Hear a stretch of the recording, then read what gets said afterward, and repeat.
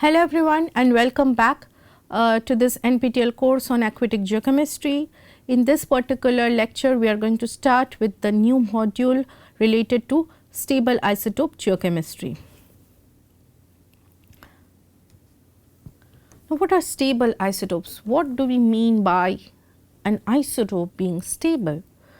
So, as you know, we were discussing the nucleosynthesis lecture. We said that when the isotopes or when all the elements were being formed, they were continuously being being formed from the elements from the electrons and protons and neutrons, right. So, different kind of combinations led to their stability, and whatever was more stable based on the binding energy, they became more and more available in the planetary formation. So, certain elements were more stable, as you will see, and certain other elements are not so stable. And in every kind of element, you will see that they exist in different kind of masses. So, almost all the elements starting from hydrogen, they will exist in different kind of masses. So, hydrogen having the mass number 1, hydrogen having the mass number 2, hydrogen having the mass number 3. But with the elements that are below the atomic number of iron, they mostly are said to be stable. That means, what do I mean by this term stable? That means that they will not radioactively decay. Now, the stability of a particular nuclide can be very difficult to predict. They are not, so all the elements that are below 56 Fe, that is iron, they are thought that they will not be having any kind of spontaneous decay, and that the possibility of a spontaneous decay is negligible even for extremely long periods of time. So, in billions of years, the possibility of them decaying is negligible. It is not saying that these nuclides cannot decay, but given the time frame and the our understanding of chemistry, their possibility of having a spontaneous decay is negligible because they are extremely stable. Their nuclide is very stable in terms of energy. Okay. When only the binding energies reflect that it cannot hold the nucleus, then only it will move towards a radioactive decay. So, the nucleus is not stable, it has too many protons or it has too many neutrons, as we have discussed, then only it will go for alpha decay, a beta decay, a gamma decay. But if the nucleus itself is extremely stable, then the possibility of going for a decay becomes very negligible. For instance, if we are looking into hydrogen isotopes, hydrogen has 3 isotopes, right. It has protium, deuterium, tritium, with the difference in the number of neutrons, and they all of them, among all these isotopes, 2 of them are stable, that is protium and deuterium, except for this third isotope, which is tritium, that has a half life of 12.32 year. But these 2 isotopes of hydrogen are very stable. Therefore, we do not have a decay half life or decay rate or anything for these 2 isotopes. So, basically the nuclides that are of stable nature, they will not decay, they will not go for a radioactive decay, but yes, mostly this depends on the nature of the nuclide, how stable the nuclides are. So, in the basics of this particular lecture, we are going to try to understand how the stable isotopes in generally work before their applications into particular aquatic systems. Because in the aquatic systems, we are going to mostly see some values. Why are these values changing? Why are the values increasing, decreasing? When they are mixing between the different sources, how it is going to respond depends on this basic fundamental understanding of stable isotope geochemistry. So, in this stable isotope geochemistry introduction lecture, I am just going to introduce different topics that will help us understand in understanding how stable isotopes are applied in aquatic geochemistry. Okay. So, classically stable isotope geochemistry is dealt with the traditional 6 isotope systems, that is of hydrogen, carbon, nitrogen, oxygen, sulfur and chlorine. Okay. This is in the traditional isotope geochemistry system. What do I mean by traditional and non-traditional? Traditional, by the term traditional, I mean it has been studied for a very long period of time. Only now, with the advancement of technology, by now I mean for the past 2 decades, that other stable isotope systems have also emerged, but that is only possible with the development of more higher class of instruments with more advanced technologies, not only for their detection, but also that is used for their separation when we are using different kind of media. By media I mean either water or air or soil or any other rocks, minerals, that kind of media. So, both has simultaneously improved, and now from this kind of 6 isotope systems we can go for all the elements stable isotope analysis that has been done, like starting from sodium, magnesium, calcium, potassium, to stable isotopes of iron, copper, zinc, all of them.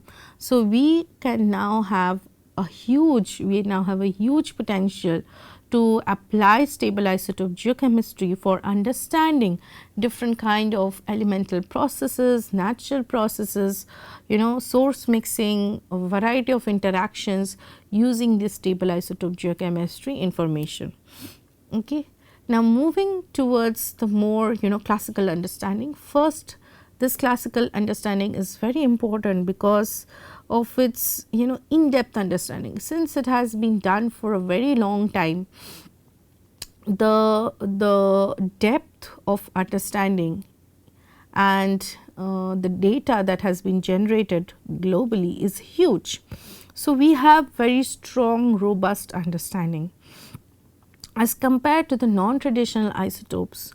For instance, iron isotopes, copper isotopes, zinc isotopes, or any other apart from these 6 isotope systems, we are still trying to develop our understanding using these isotopes. So, they are we are still, there is a lot of currently scientific work going on that uses these kind of isotopes to understand different kind of aquatic systems and the entire plethora of processes that can start from inorganic aspects to organic aspects.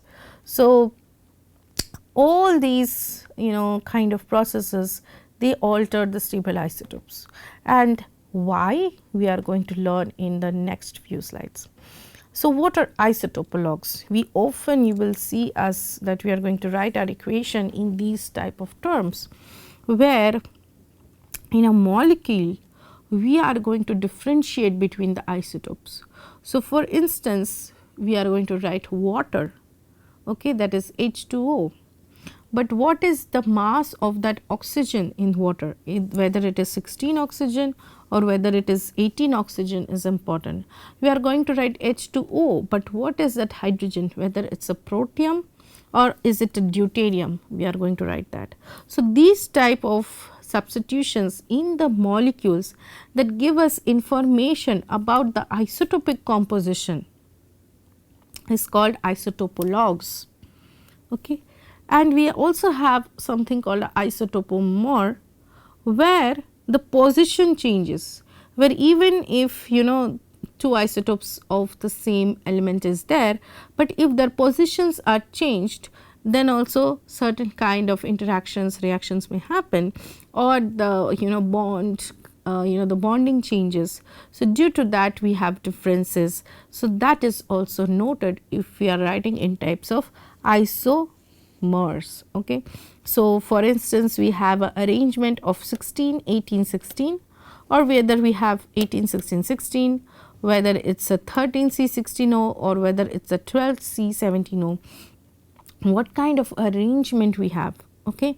And also in terms of these two, these have same or different masses, but they always have the same mass. So, the mass remains constant, only the position of the isotope changes, or both the isotopes changes such that the mass remains constant. Okay. So, here is the isotopologue for different kinds of carbon dioxide. As you can see, with the mass 44, we have only 112 carbon and 216 oxygen.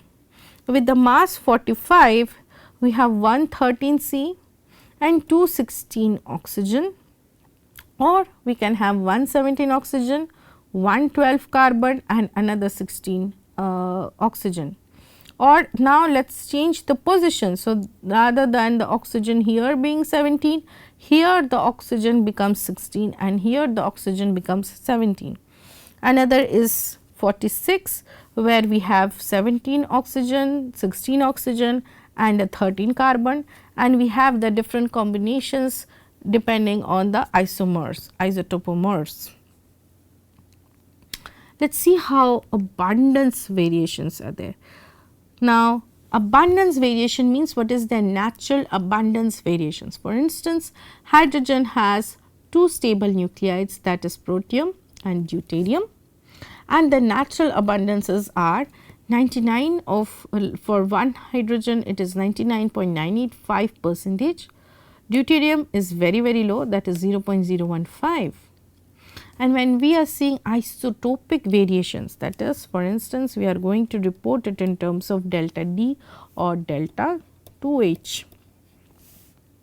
Then we see a variation of minus 350 to minus 200 parts per mil. That means a variation of 550 parts per mil totally in the axis. So, we are starting something with minus 350 to 200, and this is not fixed. We have further negative numbers, we can have further positive numbers, but this is the most commonly range of isotopic variations. Carbon, as you can see, 12 carbon 98.89, 13 carbon 1.11, varying between minus 40 to 0 parts per mil. Note this different symbol. This symbol is called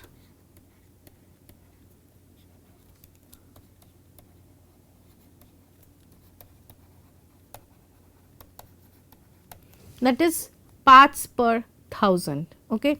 This is in terms of parts per thousand. We are going to come to the notation as well in the next few slides. So, nitrogen varying between 49 to plus 49 parts per mil. Oxygen has 3 stable isotopes. So, there is 16 oxygen, there is 17 oxygen and there is 18 oxygen. We generally mostly use the term of 18 oxygen, where it is a ratio of 18 by 16 oxygen, and you can see that commonly varies between minus 30 to plus 30 parts per mil. Sulfur also has multiple isotopes with different abundances, and the delta 34S varies between minus 45 to plus 40 parts per mil. Let us discuss a little bit of the isotope ratios that we are going to use. So, when we are going to write 2 hydrogen, we are using this isotope ratio, we are measuring this 2 hydrogen, we are using the isotope ratio of 2 hydrogen divided by 1 hydrogen, the ratio of 2 deuterium and protium. Okay. And the percentage abundance of the heavy isotope, okay, percentage of abundance of heavy isotope, as you can see, varies in the third or fourth decimal place. Okay. And when we are going to measure, when we are measuring these types of isotopes using our instruments, we often come to use this particular kinds of standards which we call certified reference materials. Okay. And I have already discussed what are CRMs in one of the previous lectures, and these CRMs are used to calculate our delta stable isotope compositions in our samples. Okay. So, based on these values we are going to use the samples and we are going to calculate the isotope compositions in these samples. Okay. So, this reference materials, they form the basis or they form the basic scale on which we are going to measure. For instance, when we are measuring weight, we have this unit called meter, and 1 meter is defined. Similarly, this V-SMO is defined, and based on this V-SMO value, we are going to define our isotope composition in our own samples. So, this is the analogy, okay, and is commonly measured in water, in all kind of hydro compounds, in hydrogen gas, and in all kinds of hydroxide minerals. Okay. 13C is another extremely important stable isotope system, whose reference material, the certified reference material that we use is called the VPDB, that stands for Vienna PD belemnite. Okay. It is a kind of carbonate.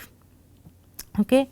Vienna, PD is the formation name, okay, it is stratigraphically formation name, and belemnite is the type of it is a kind of organism that was living in the ocean, whose shells, whose carbonate shells has been made into this reference standard, and of course, the authorizing body is in Vienna. So, that particular standard we are using for our reporting of delta 13C values. Delta 13C can be measured in carbon dioxide, carbonate, DIC, methane, all kinds of organic compounds. So, for 15 nitrogen, we are measuring 15 nitrogen by 14 nitrogen isotope ratio. We generally use air. Okay, air has a known value and it has a particular standard. It is not any air collected from any air. This has a particular reference, and we are going to report delta 15 of nitrogen, and we are going to measure it in all kinds of nitrogen containing compounds. 18 oxygen, again extremely useful and very used. We have 2 reference materials. One is that of ocean water, often used, that is V-SMO, that is this Vienna standard mean ocean water. And also we have this for carbonates, if you are going to do 18 oxygen of carbonates, then you can also use the VPDB standard. And oxygen is there in all so many type of forms, in types of water, hydrogen compounds, carbon dioxide, carbon compounds, carbonate, silicate rocks, hydroxide minerals. So, everything you can try to measure and see the processes that is either forming them or they are interacting with. So, with this I am going to go to the characteristic difference that that will help us understand the isotope fractionation. Okay. So, what processes help us differentiate stable non radiogenic isotopes? Why are they varying in abundance? Okay. Why are they varying so much in nature? In here you see they are so varying in nature. They have a huge range of natural variation as compared to the radioactive isotopes. The radioactive isotopes, they always varied in the third decimal place, fourth decimal place. But here you see they are varying a lot, even they are also varying in the third decimal place and fourth decimal place, but their variability has a huge range. Their natural variability has a huge range, and we are trying to understand what causes this. The first reason of having this extremely high natural variations is their lower atomic mass. They are significantly low atomic mass as compared to radioactive isotopes. For instance, we see that all the stable isotopes have very lower isotope masses, and their total isotope masses, for instance, for hydrogen it starts from 1, 2 and then it can move till the other heavier elements to iron, zinc, depending on what mass you are selecting, but they are very low as compared to the radioactive isotopes. For instance, if you are taking strontium, it is 87. If you are taking uranium, it can be 238, 235. If you are taking lead isotopes, it will be 207, 204, 206. So, the mass difference is huge in terms of stable isotopes and radioactive isotopes. Okay. Second extremely important point is the relative mass difference. What is the relative mass difference between the rare, that is the heavy isotope, and the abundant, which is the lighter isotope? So, as you can see here, the lighter isotopes are the most abundant one.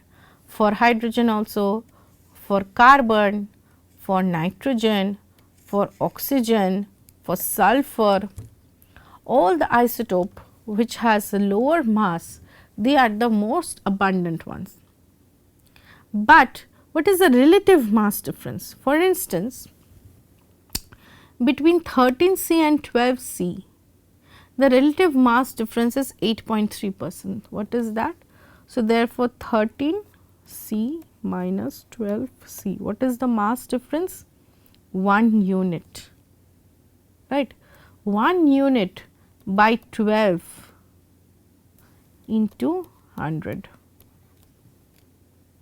that is 8.3%. Let us see how much it will be for strontium. Strontium mass difference is same, 87 minus 86, that is 1 unit, but here we are dividing it with 87 into 100 if you are writing in terms of percentage. So, you see 1 by 87 and here it is only 1 by 12. So, the relative mass difference is large in terms of stable isotopes as compared to radioactive isotopes, and this matters, and we are going to see how why it matters in the next few slides. Another important rising from this is the nature of the chemical bonds that have these elements that we are talking of, hydrogen, carbon, nitrogen, oxygen. Okay. Their nature of chemical bonds, they are more covalent in character. Okay. They form minerals and bonds which are more covalent in character, plus they can exist in more than one oxidation state due to the variety of compounds that they are making, specifically for something such as oxygen, sulfur, just the huge variety of compounds that they are inside, they can have n number, they can have many different oxidation states. Okay. Therefore, their variability in natural occurring substances such as any kind of solid, fluid, their bond strength is highly variable, and due to this difference in bond strength, it also leads to fractionation. Okay. For example, carbon isotope fractionation between carbon dioxide and in methane. So, how delta 13C is going to vary in terms of if we are going to measure carbon dioxide, and how it is getting fractionated when I am using another gas called methane. So, here the bond strength in carbon dioxide is more covalent, very strong bonding as compared to what it is in methane. So, that kind of difference in bond strength leads to a lot of isotope fractionation. Okay. Also, the abundance of the rare isotope is significantly high in terms of stable isotopes. Okay. In radioactive isotopes, the abundance difference was huge.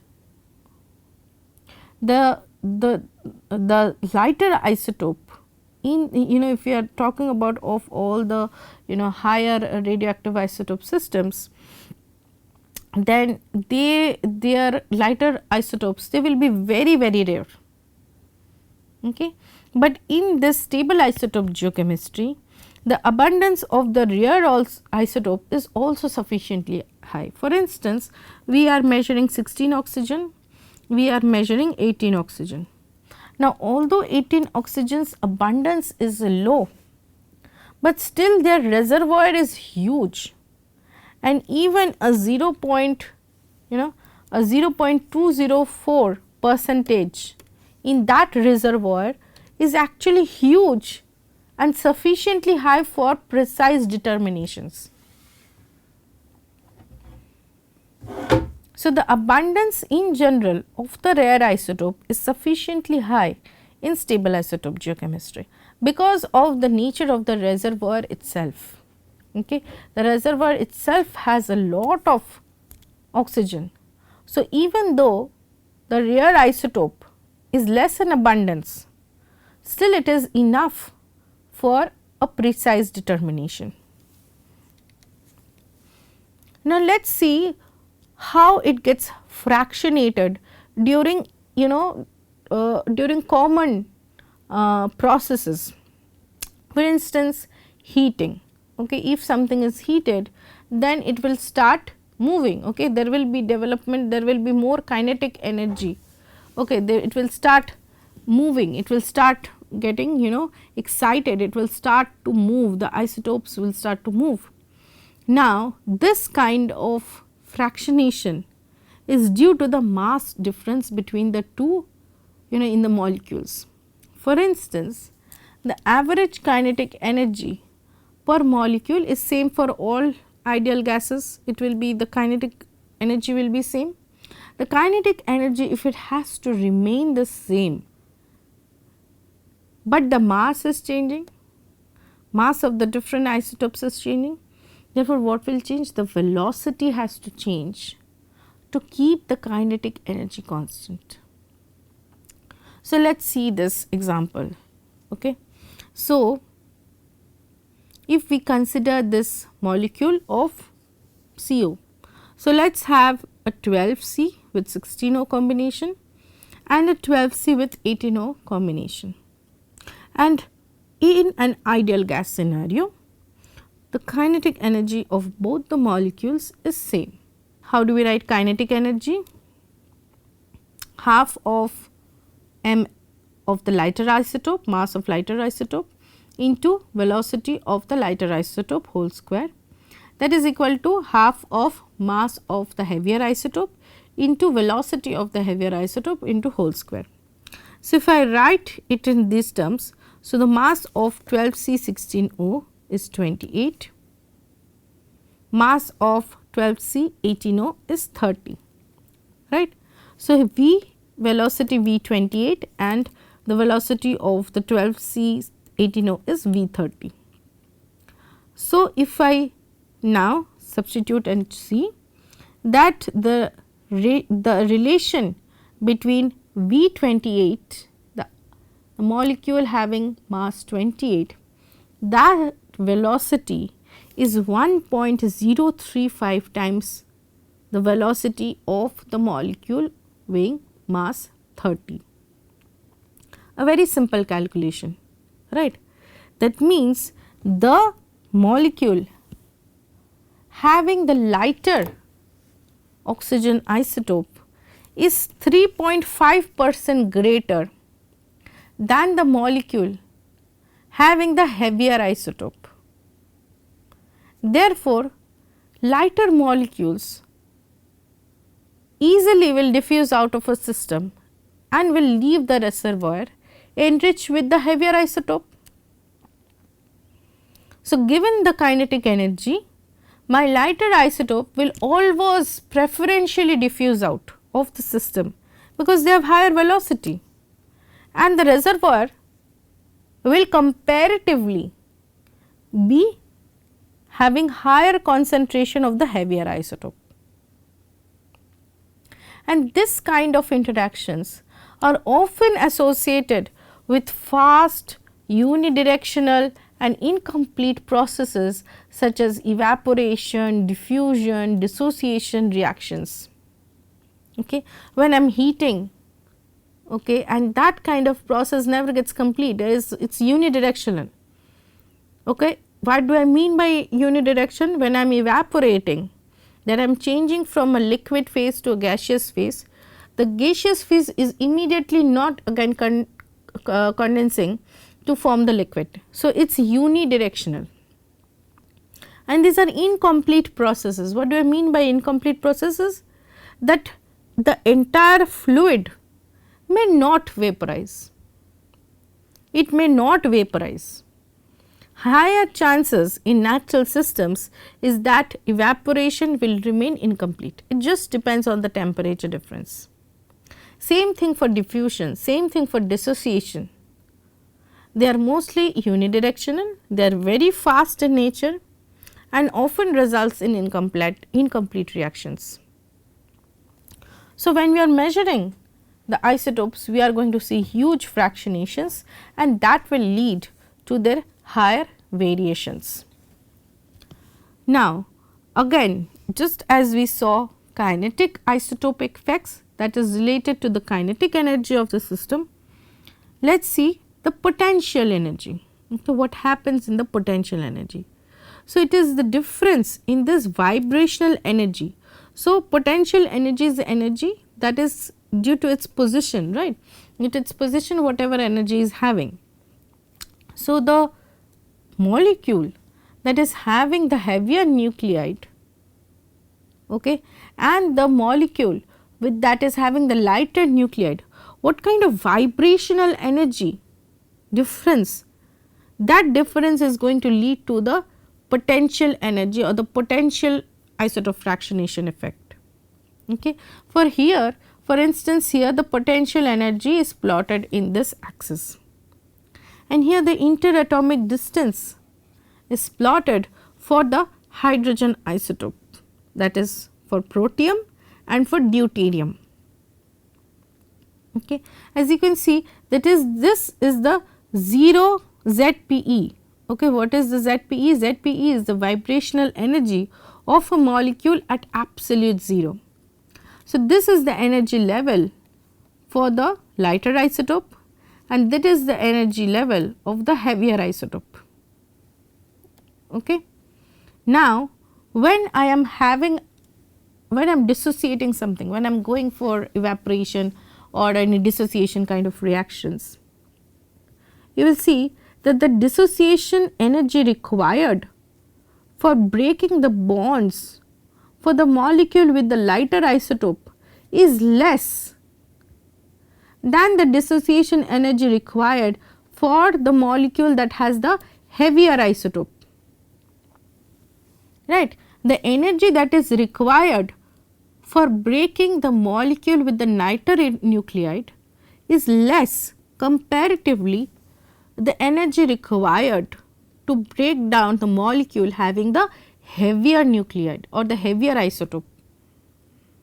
So, due to this minute difference also in the bond strength and all, this can lead to differences.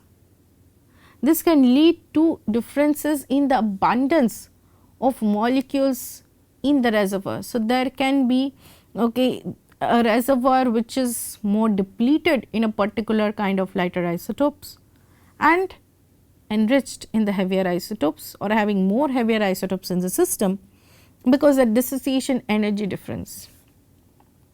So, this kind of dissociation energy difference is controlled by the bond strengths. Okay. So, the nuclides that has more heavy isotopes, they are more stable and they have higher dissociation energies. Okay. And what we find is that the reaction wherein a heavier isotope is preferentially incorporated because it lowers the energy, the free energy of the system. So, whenever there is a reaction, we are going to move towards lowering the entire free energy of the system. So, therefore, the chemical reaction will happen such that the heavier isotope gets preferentially incorporated, such that the heavier or the more dissociation energy and everything is used, and the free energy of the system gets lowered. But such kind of differences gets minimized when we have high temperatures. That is, when we have very high temperatures, this kind of minor changes due to energy differences or energy deficiencies gets lowered, their chances get lowered. So, stable isotope geochemistry is very much utilized in low temperature geochemistry, as low in environments that have low temperatures, that is more in the surface environment of the earth. In earth's crustal processes, that is on the surface environment of the earth, we have more applications of stable isotope geochemistry as compared to the deep earth processes, which is having a very high temperature. Therefore, such impact of potential and kinetic energy related fractionations get lowered, because the temperature is so high, the fractionations will be the same almost for the heavier and the lighter isotope containing molecules. So, the application of stable isotope geochemistry is extremely high in aquatic systems, because it is a low temperature environment. By low temperature, I mean something which is at the at equilibrium with the temperature of earth, that is around 20 degrees Celsius, or lower, that is going to sub-zero temperatures. So, here we have more fractionations, more applications of stable isotope geochemistry. Now, with this I stop this particular lecture, and we are going to look into more details of stable isotope geochemistry in the next lecture. Thank you.